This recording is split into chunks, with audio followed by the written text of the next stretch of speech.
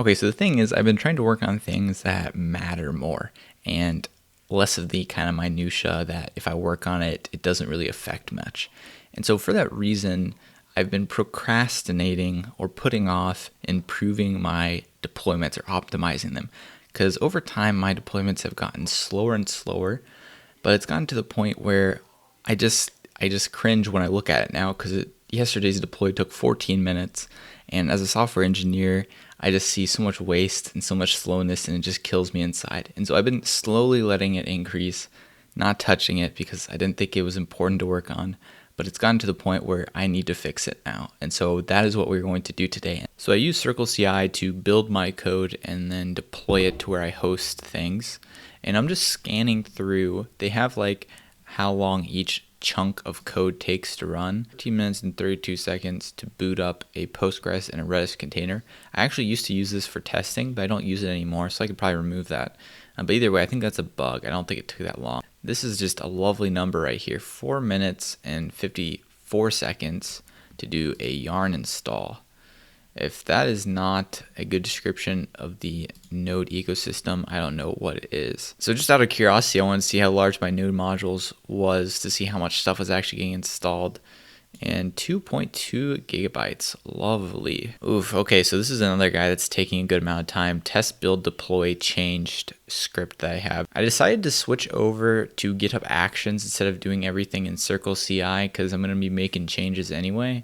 And GitHub Actions gives me more features for free, but I really have no idea what's going on with it, so we're going to have to do some learning right now.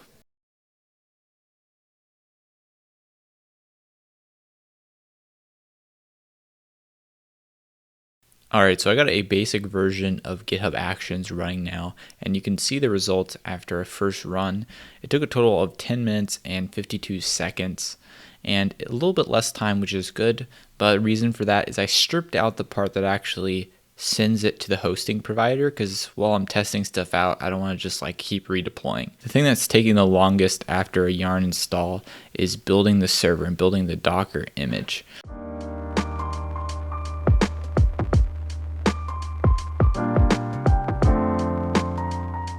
One of the things that was slowing down my yarn install was just having all of those dependencies I was installing for things I was not deploying. So for example, I have app, clipper, and widget. These are just 3 different projects inside of here that are kind of related to Saffron.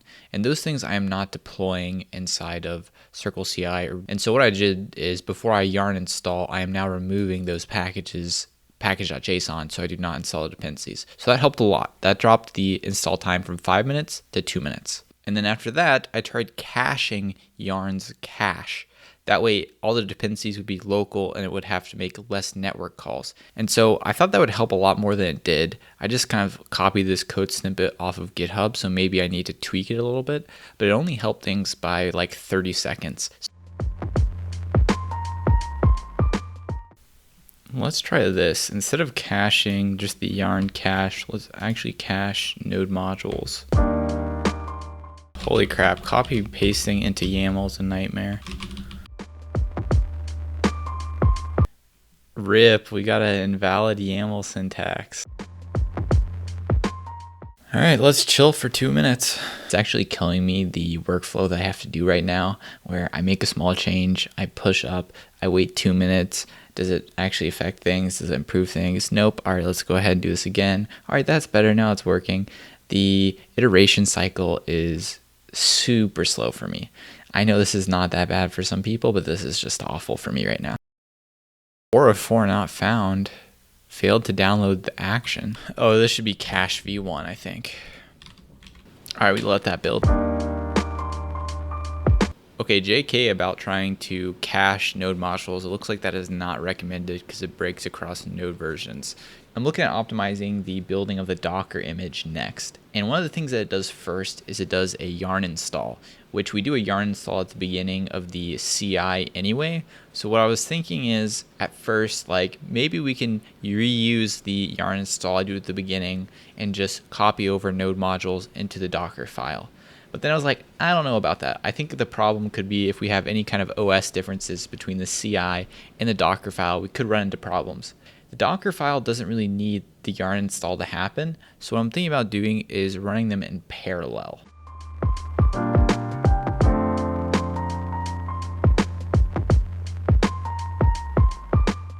So I have two jobs that are running now, web and server. Server takes about 3 minutes to build the Docker image, and then the website takes about 5 minutes to just yarn install and then build the 3 different packages that need to be built.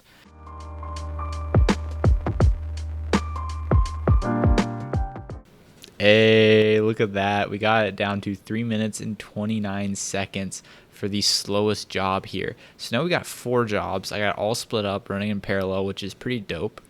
And I'm not sure how much more I can optimize this because my slowest job right now is web. So there's really no point in optimizing anything else if they're just going to have to wait for this anyway. So right now, the reason why it's running this long is yarn install takes a minute and then building with Webpack takes a minute 40. And between those two things, I'm not sure if we can optimize this much further. So I'm just going to leave it here for now. I think this is pretty good. I'm pretty happy with this compared to what we were before. And now the main thing I need to do is I have the landing page and the docs and the web in separate jobs. Now they need to talk to each other because I need to get the code or the output from each one, combine them into a single folder because they're all going to be deployed together.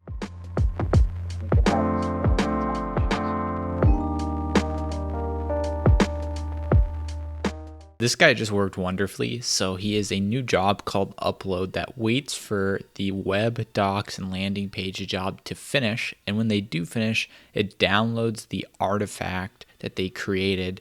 And that way I have the 3 different build folders. And now I can, in this job, merge those build folders. And then that is the folder that I actually deploy.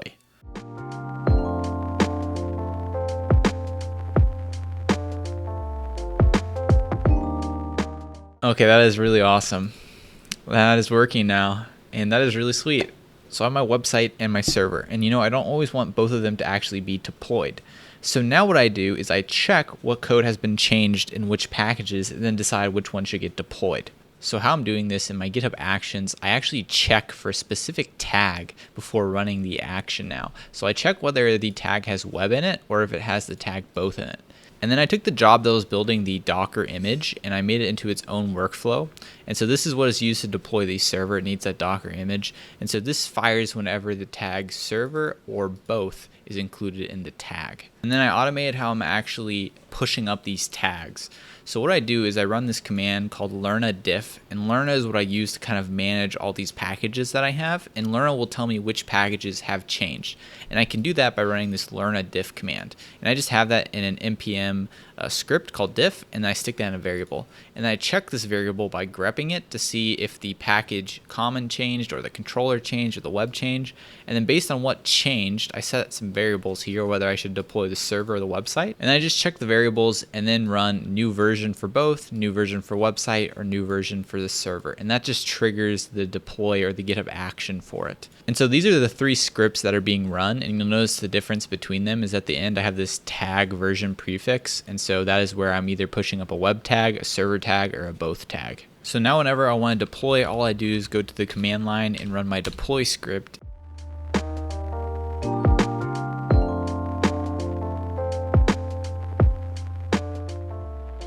Excellent. So I went ahead and put all the logic in that actually deploys to my hosting environment after the code has been built.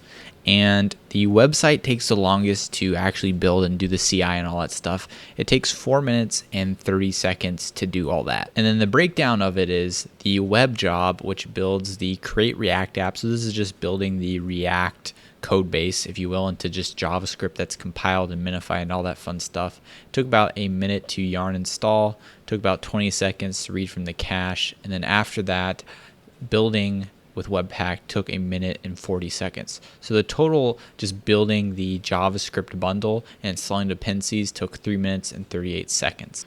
And I already talked about how I have the landing running in parallel. It takes 2 minutes.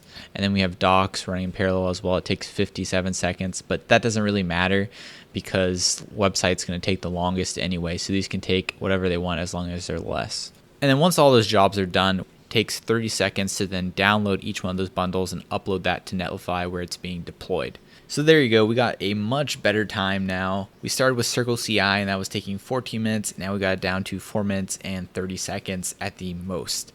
Now we could probably optimize this maybe a little bit further, but at this point I'm kind of sick of looking at YAML files and I'm pretty happy with what I got it down to. And I think from this point there may be just some small percentage points I could scrape off. And I'll just end by saying I do think it's a little questionable whether it is worth me even doing CI in the first place, because this particular project I am the only developer. So technically I could probably run all this on my computer and it may run faster than setting up a CI job like this. But I do like playing around with this stuff, and I do like making sure I have a clean, fresh install every single deploy, because you can get some weird stuff when you start deploying from your dev environment. So I do like having a clean split.